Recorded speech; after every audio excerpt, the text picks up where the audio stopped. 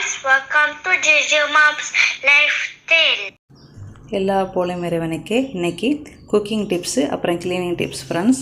கண்டிப்பாக உங்களுக்கு இந்த டிப்ஸ் எல்லாம் கண்டிப்பாக யூஸ்ஃபுல்லாக இருக்கும். சமைக்க தெரியாதவங்க கூட இந்த வீடியோ பார்த்தீங்கன்னா சமைக்க உங்களுக்கு ஆர்வம் வரும். இவ்வளோ சிம்பிளாக அப்படின்னு நீங்களே நினைப்பீங்க. அந்த அளவுக்கு ஈஸியான ரெசிபி தான் உங்களோட நான் ஷேர் பண்ணியிருக்கிறேன்.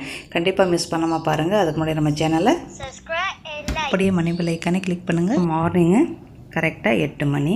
இப்போ நம்ம இன்றைக்கி பசியாடுறதுக்கு கஞ்சி செய்ய போகிறோம். 3/4 கப் அரிசி, கொஞ்சமாக கோழி, பூண்டு, பச்சை மிளகா, இஞ்சி, வெந்தயம், உப்பு இதெல்லாம் போட்டு ப்ரெஷர் குக்கரில் 2 விசில் வச்சுருங்க. வச்சுட்டு நம்ம அதுக்கப்புறம் அதுக்கு மேலே போடுற பொருள் வெங்காயம் பொரிச்சது, அப்புறம் வெங்காய இலை, கொத்தமல்லி இலை, மிளகுத்தூள் எது இருக்கோ போட்டுக்கிறோம். கண்டிப்பாக மிளகுத்தூள் போடணும். இப்போ ப்ரெஷர் குக்கரில் வச்சுட்டு வாங்க மற்ற வேலையை போய் பார்ப்போம்.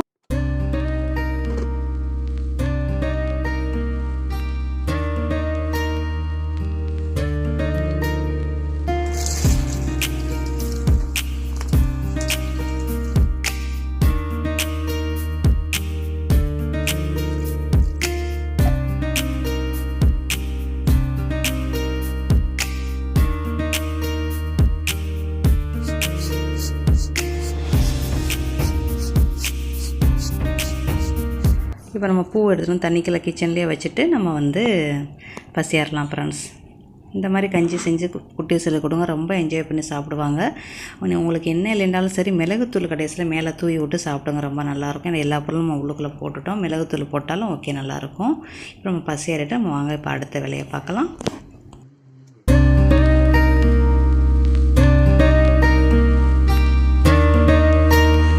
இது நம்ம மரத்து மாம்பழம், ஒரு 1/4 கிலோ இருக்கும். இன்றைக்கி மதியம் நம்ம வெட்டணும். அப்புறம் முருங்கைக்காயை நம்ம குழம்புக்கு போட்டது போக பேலன்ஸாக கட்டிங் பண்ணி வச்சுருங்க, மற்ற குழம்புக்கு யூஸ் பண்ணிக்கிறலாம்.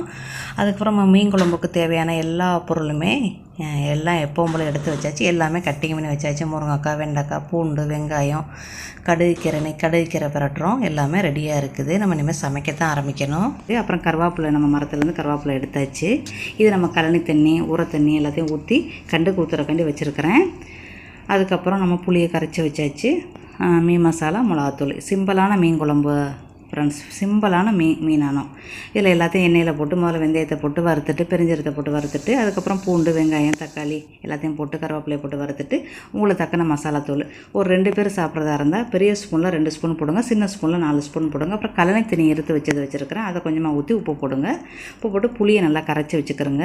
இங்கே உள்ள புளி விதையோடு தான் இருக்கும் ஃப்ரெண்ட்ஸ். விதை இல்லாத இருக்குது, இந்தியாவிலேருந்து புளி வாங்குறது இருக்குது. நான் பெரும்பாலும் என்னோடய குழம்புக்கு இந்த மாதிரி விதை புளி தான் நான் யூஸ் பண்ணுவேன். எனக்கு இது ரொம்ப ஈஸியாக இருக்கும், நல்லா கரைக்கிறதுக்கு ரொம்ப ஈஸியாக இருக்கும். அந்த புளியும் வச்சுருப்பேன். இதுதான் நான் ரொம்ப யூஸ் பண்ணுறது.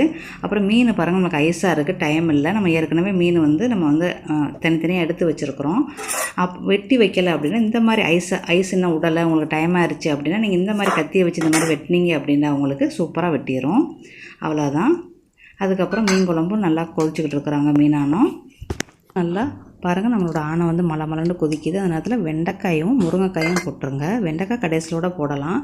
இப்போ நம்ம மீன் பொரிக்கிறதுக்கு மசாலாத்தூள் கொஞ்சமாக போட்டு, கொஞ்சமாக எண்ணெய் போட்டு, உப்பு போட்டு வச்சுருக்கிறேன். அதை நம்ம பொரிச்சிட வேண்டியது தான். இந்த பக்கம் நம்மளுக்கு குழம்பு நல்லா கொதிச்சுக்கிட்டு இருக்கு, ஆணம் கொதிச்சுக்கிட்டு இருக்கையிலே மறுபடி நீங்கள் மீனை போட்டு இன்னும் ஒரு 2 நிமிஷம் கொதிச்சா போதும். இந்த சைடு நம்மளுக்கு மீன் பொரிச்சுக்கிட்டு இருக்குது. அவ்வளோதான், இந்த பக்கம் முடிஞ்சிருச்சு. நீங்கள் குழம்புக்கு உப்பு போதுமா அப்படின்னு நீங்கள் உப்புலாம் போதும், கண்டிப்பாக போதும். பத்தலைன்னா கொஞ்சமாக உப்பு போட்டுக்கிறோங்க. புளியெலாம் ஒரு எலுமிச்சங்க அளவு புளி எடுத்து கரைச்சிக்கிறோங்க. உங்கள் புளி எவ்வளோ புளிப்பாக இருக்குன்னு பார்த்து செஞ்சுக்கிறோங்க. இது நம்மளுக்கு அவ்வளோதான். அதில் நீங்கள் விரும்புனீங்க அப்படின்னா கொத்தமல்லி இலையை போடலாம், இல்லைன்னா கருவேப்பிலை, ஒன்றுமே இல்லையா கருவேப்பிலையை போட்டு மூடி வச்சுருங்க. அவ்வளோதான் ஃப்ரெண்ட்ஸ். இது சுட சாப்பிடாதீங்க மீன் குழம்பை. கொஞ்சம் ஒரு 1/2 மணி நேரம் சென்று சாப்பிடுங்க, ரொம்ப நல்லாயிருக்கும். இந்த மாதிரி தொடச்சி வச்சுட்டிங்கன்னா உங்களுக்கு க்ளீனாக இருக்கும். அவ்வளோதான், முடிஞ்சிருச்சு நம்மளோட குழம்போட வேலை. இப்போ சோறு ரெடி ஆகிட்டு இருக்குது. இன்னும் நம்ம கீரை மட்டும் தான் நம்ம பிரட்டணும். வேறு எல்லா வேலையும் முடிஞ்சிருச்சு. மீனை இப்போ பொரிச்சுக்கிட்டு இருக்கிறோம்.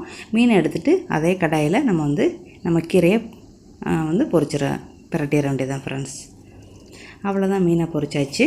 இந்த குண்டு கடுகு கீரையை நம்ம ஒரு தண்ணியில் போட்டு அவிச்சு வச்சுருக்குறோம் கொஞ்சம் நேரம். அதுக்கப்புறம் பூண்டு கொஞ்சமாக, நம்ம இந்தியன் ஸ்டைல்லே செய்கிறோம், பூண்டு, வெங்காயம் கொஞ்சமாக போட்டு, கொஞ்சமாக மிளகுத்தூள், உப்பு போட்டு பிரட்டி அள்ளிட வேண்டியதான் ஃப்ரெண்ட்ஸ். இதுக்கு நம்ம எந்த ஒரு சாஸும் நம்ம போடலை. இந்த மாதிரி செஞ்சாலும் ரொம்ப நல்லாயிருக்கும். அதுவே உங்களுக்கு இந்த மாதிரி நீட்டமாக வேண்டாம், பொடிசாக தான் வேணும்னா நீங்கள் பொடிசாக கட்டிங் பண்ணி செஞ்சுக்கிறங்க. அது உங்களோட விருப்பம். அவ்வளோதான், அந்த வேலையும் முடிஞ்சிருச்சு நம்மளுக்கு.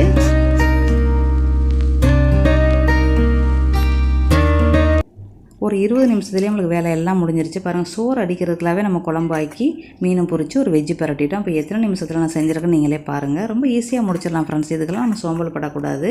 நம்ம காலையிலேயே ஐஸ் பெட்டிலேருந்து பொருளை எடுத்து போட்டிங்கன்னா உங்களுக்கு ரொம்ப ஈஸியாக இருக்கும். அப்புறம் சோத்து கரண்டி, குழம்பு ஆப்பை, வெஜ்ஜுக்குள்ள ஸ்பூனு எல்லாமே எடுத்து வச்சுக்கிறோங்க. உங்களுக்கு ரொம்ப கஷ்டமாக இருக்கும், ஒரு மங்கள தண்ணி வச்சு இந்த ஆப்பையிலலாம் உள்ளுக்குள்ளே போட்டுக்கிறோங்க. எங்கள் அம்மா அப்படி தான் செய்வாங்க. அப்புறம் கொஞ்சோண்டு 1/4 கப்பு காஃபி இருக்குது. இது நம்ம கண்டுகளுக்கு வேண்டாம் ஊற்றலாம். உங்களுக்கு தொண்டைக்கு கொஞ்சம் இதமாக வேணும் அப்படின்னு நினச்சிங்கன்னா நீங்கள் என்ன செய்யுங்க, அந்த குக்கரை அடித்ததோட அது மேலே அந்த காஃபியை ஒரு 2 நிமிஷம் இல்லை 1 நிமிஷம் அப்படி வச்சுட்டு எடுத்தீங்க அப்படின்னா உங்களுக்கு நல்லா கொதிக்க காஃபி இருக்கும். ஆனால் ரொம்ப சூடும், துணி வச்சு எடுங்க. சூடு ரொம்ப சூடாக இருக்குது. ஒரு நிமிஷம் வச்சாலே போதும் ஃப்ரெண்ட்ஸ். நம்மளுக்கு அருமையான காஃபி ரெடி. Launch ready. காஃபியை நம்ம குடிச்சிட்டு இதுக்கப்புறம் நம்ம அந்த எண்ணெய் பிசுன்னு இருக்குது பாருங்கள் அந்த கடாய், அதுக்கு ரொம்ப சூப்பரான சிம்பிளான ஒரு ஐடியா ஃப்ரெண்ட்ஸ். இதை நான் ரொம்ப காலமாக யூஸ் பண்ணுறேன். இந்த டிப் எங்கள் அண்ணன்மனை எனக்கு ஒரு ரொம்ப நாளைக்கு முதல்ல சொன்னாங்க. அதை நான் கடைசி வரைக்கும் எனக்கு இது ரொம்ப யூஸ்ஃபுல்லாக இருக்கும் ஃப்ரெண்ட்ஸ். நம்மளுக்கு நம்ம எண்ணெய் இதை கழுவும் போது நம்மளுக்கு அந்த பேசன்லாம் நம்மளுக்கு அந்த சிங்கிலெல்லாம் நல்லா ஒட்டும். இந்த மாதிரி கொஞ்சமாக சோப்பு, அதாவது பிங்க கலர் லிக்விட்டை ஊற்றி கொஞ்ச நேரம் ஊற வச்சுட்டு நீங்கள் தேய்ச்சிங்க அப்படின்னா உங்களுக்கு அந்த சிங்கு உங்களுக்கு எந்த ஒரு எண்ணெய் பிசுனுமே உங்களுக்கு ஒட்டாது. கண்டிப்பாக செஞ்சு பாருங்கள். நான் இந்த முறையை தான் பல காலமாகவே செஞ்சுக்கிட்டு இருக்கிறேன். உங்களுக்கு கண்டிப்பாக இந்த டிப் கண்டிப்பாக யூஸ்ஃபுல்லாக இருக்கும். வேறு ரொம்பலாம் மெனக்கட வேண்டியதில்லை. நம்மளோட கருவேப்பிலையை நம்ம என்ன செய்யணும், உருவி வைக்கிறதா உருவி வைக்கலாம், காம்போட வைக்கிறதா காம்போட வைக்கலாம். அந்த வேலையை நம்ம பார்க்கணும். அப்புறம் நம்மளோட மிளகாயை எல்லாமே ஆஞ்சி உப்பு தண்ணிகளை ஊற வச்சுருக்கிறேன். உப்பு தண்ணியோட கொஞ்சம் புளி தண்ணி ஊற்றினா கொஞ்சம் ஃப்ரெஷ்ஷாக இருக்கும்னு சொல்கிறாங்க. சரி செஞ்சு பார்க்கலாமே அப்படின்ட்டு நான் புளி தண்ணி கொஞ்சமாக ஊற்றிருக்கிறேன். ஊற்றிட்டு அதை கழுவி அதை எடுத்து நார்மலான வாட்டரில் போட்டு துணி வச்சு தொடச்சி டப்பாவில் வச்சு பார்த்தேன் ஃப்ரெண்ட்ஸ். 3 வாரம் ஆயிடுச்சு. நம்மளுக்கு நல்லா தான் இருக்குது. உங்களுக்கு அடுத்தடுத்து வர்ற டிப்பில் நான் அதை பற்றி நான் போடுறேன்.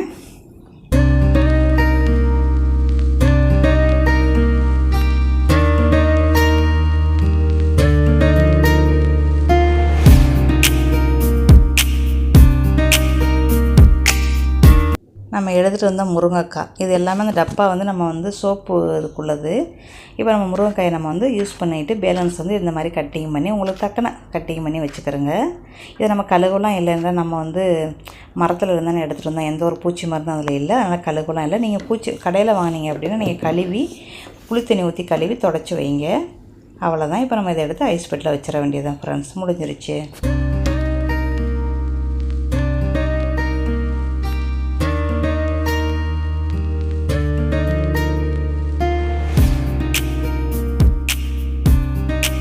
இப்போ நான் ஈவினிங்கு செய்கிறது கேசரி செய்கிறேன். நான் கேசரி எந்த ஒரு வீடியோவும் நான் போட்டது கிடையாது. அதனால் உங்களுக்கு ஃபுல் ரெசிபி இதில் இருக்குது. பாருங்கள் நான் எவ்வளோ ஈஸியாக செய்கிறேன்னு பாருங்கள். 1 ஸ்பூன் நெய் போட்டு நல்லா நெய் சூடான பிறகு கொஞ்சோண்டு முந்திரி போட்டு வறுத்துக்கிட்டு இருக்கையிலேயே கிஸ்மிஸை போட்டு வருங்க. ஒரு 1/4 கப்பு சேமியா இருந்துச்சு அப்படின்டா நீங்கள் கொஞ்சமாக அந்த நெய்யில் போட்டு வருங்க. வறுத்துட்டு அதே இதில் என்ன செய்யுங்க, 1 கப்பு இல்லை 3/4 கப்பு ரவை போடுங்க. அது உங்களோட விருப்பம். இது தாராளமாக 4 பேருக்கு தாராளமாக சாப்பிட்லாம் இந்த கேசரி. அப்புறம் நீங்கள் நம்ம சேமியாவை போடுறதுனால 3 கப்பு தண்ணி, சுடு தண்ணி, ஹாட் வாட்டர் கண்டிப்பாக ஊற்றுங்க. நம்ம கட்டிலாம் உழுகவே உழுகாது. இப்போ பாருங்கள் நான் எதுவுமே செய்யலை, நான் பாட்டுக்கு செஞ்சுக்கிட்டு தான் இருக்கிறேன். கட்டிலாம் உழுகலை. அதுக்கப்புறம் கொஞ்சமாக கலர் போடுங்க. உங்களோட விருப்பம், என்ன கலர் வேணுமோ போட்டுக்கிறோங்க. அப்புறம் ரவை உங்களுக்கு வெந்ததோட இது செய்கிறது கரெக்டாக ஒரு 3 நிமிஷம் தான் ஃப்ரெண்ட்ஸ். வெந்ததோடு நீங்கள் என்ன செய்யுங்க, உங்கள் இனிப்புக்கு தக்கன உள்ள சீனி போட்டுக்கிறோங்க. இந்தியா மக்களாக இருந்தால் கண்டிப்பாக 1 கப்பு ரவைக்கு நீங்கள் 1 கப்பு இல்லை 1/4 கப்பு நீங்கள் கண்டிப்பாக போடணும். மலேசியா சிங்கப்பூர்காரவங்களாக இருந்தீங்கன்னா நீங்கள் 3/4 கப்பு போட்டிங்கன்னா போதும், இனிப்பு கூட இருக்கும். அப்புறம் சீனி நல்லா கொஞ்சம் கரைஞ்ச பிறகு நெய் 2 ஸ்பூன் போடுங்க. முதல்ல 1 ஸ்பூன் போட்டிருக்கிறோம். அதுக்கப்புறம் நீங்கள் 2 ஸ்பூன் போடுங்க. போட்டு நல்லா கிண்டி விட்டுட்டு நம்ம வறுத்த பருப்பு இதுகளை உள்ளுக்கு போட்டு மிக்ஸ் பண்ணிக்கிறங்க. அவ்வளோதான், முடிஞ்சிருக்கு. நீங்கள் பருப்பை எடுக்கலைன்னா கூட உங்களுக்கு நல்லாத்தே இருக்கும். மொத்தம் நம்ம 3 ஸ்பூன் நெய் போட்டிருக்கோம் ஃப்ரெண்ட்ஸ். ஃபஸ்ட்டு 1 ஸ்பூனு, அப்புறம் இன்னும் 1 ஸ்பூனு, அப்புறம் 1/2 ஸ்பூன், மறுபடியும் ஒரு 1/2 ஸ்பூன். சின்ன வயசுக்காரங்களாக இருந்தால் இன்னும் ஒரு 2 ஸ்பூன் நெய்யை போட்டு சாப்பிடுங்க, ரொம்ப நல்லாயிருக்கும். அவ்வளோதான், அடுப்பு அடைச்சிருங்க. அடைச்சிட்டு நம்மளுக்கு ஒரு அருமையான கேசரி ரெடி ஆயிடுச்சு ஃப்ரெண்ட்ஸ். கண்டிப்பாக இந்த ரெசிபியை செஞ்சு பார்த்துட்டு உங்கள் ஃபீட்பேக்கை சொல்லுங்கள். அவ்வளோதான், இது மொத்தம் 4 பேருக்கு தாராளமாக போதும். இன்றைக்கி நடக்க போக முடியலை, ஏன்டா மழை பெய்யுது. அதனால் மேலே வந்துட்டேன். மேலே நல்லா எனக்கு பிடிச்ச பாட்டாக கேட்டுக்கிட்டு நான் கார்டன் வேலையை பார்க்குறேன் ஃப்ரெண்ட்ஸ். இவ்வளோ தான் ஃப்ரெண்ட்ஸ் நான் இன்றைக்கி செஞ்ச வேலைகள். அடுத்த வீடியோவில் சந்திக்கலாம். பாய், see you.